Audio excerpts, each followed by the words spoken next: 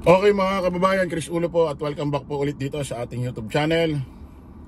Pag-usapan ho natin mga kababayan itong si VP Inday Sara Duterte na kung saan ay sinasamantala ang katahimikan ho ng kanyang impeachment trial na kung saan ay naka-archive lang dyan ho sa may Senado. Kasi nga mga kababayan, ang pinakamaingay, ang pinakamainit hong issue pinag-uusapan ho sa social media or mapa-mainstream media, ito ho nga maanomalyang flood control na kung saan ay nagkaroon daw ho ng korupsyon at nakatanggap ho ang iba't ibang individual at iba't ibang mga politiko, mapa-house or mapa-senate. Ngayon ho, bigla hong natulog, bigla hong na-floating, no? Bigla hong nakalimutan na yung impeachment trial ni VP Inday Sara Duterte.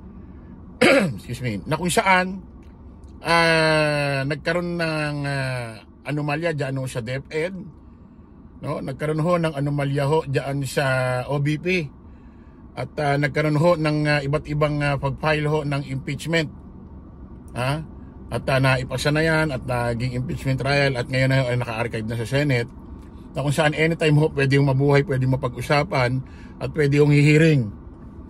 Kasi nga hindi naman ibig sabihin na halimbawa talaga nagkaroon ng korupsyon diyan ho sa anomalyang proyekto ho ng flood control, may mga nakatanggap hong kickback ng mga senador or halimbawa may mga nakatanggap talagang mga kickback sa mga taga-House of Representative, hindi naman ibig sabihin si VP Inday Sara Duterte ay inosente na sa usaping graft or plunder dyan sa OBP at DepEd. Magkaiba ho yun Magkaiba yun. Kasi aminin natin, nadadamay ho ito si Saldico, nadadamay ho ito si Speaker Martin Romualdez na kung saan alam natin kalaban ni VP Inday Sara Duterte sa politika. No? Na kung saan, akala nila, porkit nasasangkot itong si Martin Romualdez at si Saldico, nababanggit ho dyan si impeachment trial, ibig sabihin si VP Inday Sara Duterte inosente na sa usaping plunder or graft and corruption dyan sa OBP at DepEd. Ang corruption ho walang kulay mga kababayan. Tayo ho naniniwala na itong nangyaring korupsyon dyan ho sa maanomalyang proyekto ng flood control wala hong kulay. Ang nangyari ho parang ginawa ho nilang gatasan ang DPWH. Wala hong kulay. Ano ibig sabihin? Pwedeng mga pula, loyalista, mga taga-suporta ho ni Pangulong Bongbong, mga kaalyado niya, pwedeng mga taga-DDS na mga politiko, pwedeng mga dilawan na mga politiko, pwede ring mga kakamping na mga politiko. Wala hong kulay yan. No? Pakinggan nyo mga kababayan, ito hong si dating Senador Antonio Trillanes. Kasi ako talaga naniniwala ako sa mga salaysay, statement, pahayag, expose ho ni dating Senador Antonio Trillanes. Kasi may napatunayan na ito Kumbaga nag-iwan na ho ng marka ito. Kita nyo naman ho Isa ho si dating Senador Antonio Trillanes ang nagpakulong, mismo nag-file ng kaso ho ng crimes against humanity dyan ho sa ICC The Hague, Netherlands. At kita nyo naman talaga may nangyari, may naganap. Kita nyo naman si Digong nakakulong na ho dyan.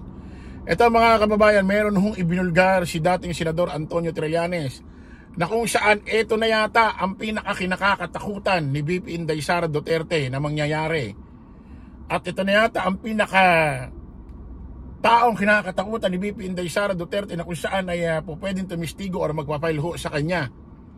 Nako, naloko na. Pakinggan nyo to. May pasabog na darating na magbubuko sa umano'y malakihang pangungurakot ni VP Sara Duterte. Ayon kay dating Senador Antonio Trillanes, may magsasampa ng isang reklamo at ebidensya na anya ay siguradong magpapatunay ng malawakang anomalya na kinasasangkutan daw ng bise. Ito raw ay malamang na ihahain sa susunod na linggo. Balita ko meron pa daw kayong hindi pa inilalabas. Meron mag file, not necessarily ako, tungkol kay Vice President Sara Duterte, yung sa confidential funds niya. At yun na ang magiging daan para makuha yung mga bank accounts ni Sara. Pag nakita yon, makikita yung dividendo nila from the drug lords. Namin sinasabi ko noon pa, sila magkakapatid, binibigyan sila every 6 months. Tapos, meron pa sila makikitang iba dyan. Ito yung sinasabi na rin ho dati ni dating Senador Antonio Trillanes, na ito raw mga pamilya ni VP Inday Sara Duterte na every 6 months nakakatanggap ho ng pera galing ho sa droga. Nako, naloko na. Sabi ko nga, nagtataka ako bakit kaya puro war on drugs ang pinamprant ho ni Digong sa kanyang administrasyon from 2016 hanggang sa kanyang matapos ng kanyang term, ang kanyang administrasyon. Puro war on drugs na palpak at nagkaroon pa ho ng extrajudicial killing. Na kung saan may mga bagay, may mga iba pang issue na kung saan ay nakatago sa atin. Hindi ho sila naging transparent sa mamamayang Pilipino. Example na ho mga kababayan, nung panahon ho ng pandemic. Panahon ho ng pandemic, nangangailangan ho ang iba't ibang mga hospital, iba't ibang nurse, iba't ibang doktor ng mga PPE uniform, mga alam mo yung mga kinakailangan na pang-supply na kagamitan para makapanggamot sila doon sa mga tinamaan ho ng sakit ng pandemic. Mga mamamayang Pilipino na kung saan ay kapos sa pambiling gamot, kapos sa pambayad sa mga ospital dahil sa pandemya. Isipin nyo, meron palang natutulog mga kababayan na 600 bilyong pera na natutulog lang dyan ho sa PhilHealth at inimbest pa. Naging ano ba sila dyan? Naging transparent ba sila dyan? Hindi nila sinabi yan. Saan lang natin nalaman yan? Sa Administrasyong Marcos. Administrasyong Marcos lang ang nag-booking. Pondo ng Department of Health, inilipat ni Digong sa isang ahensya ng gobyerno, at paglipat ng pera doon, nagbaon siya ng tao doon, sila Senador Bongo. Kaya pala sabi nga natin, nagtataka kayo bakit dati itong si Secretary Duque ng Department of Health, kahit marami ng kapalpakan, hindi humasibak ni Digong. Natatandaan niyo yan, ultimo yung mga DDS, ultimo yung mga politiko, nagtataka na bakit hindi sibakin ni Digong etong si Secretary Duque, dating Secretary ng Department of Health, kahit punong-puno na ng kapalpakan. Ito naman pala yung dahilan. Ngayon lang natin ang pagtatahi-tahi. Kasi nga, bakit niya naman sisibakin si Secretary Duque ng Department of Health ng panahon na yon, na kung saan, may alam pala sa ginagawang galawan ni Digong. Kasi isipin mo, pumayag din si Duque na ilipat yung pondo ng Department of Health sa isang ahensya ng gobyerno at magbabaon ng tao doon si Digong. Hindi nila alam ko ano na nangyari sa pondo na yan. Kaya nga, according kay dating Secretary Boying Rimulya ng DOJ na ngayon ay bagong ombudsman na, paiimbestigahan niya ang Pharmally. One big happy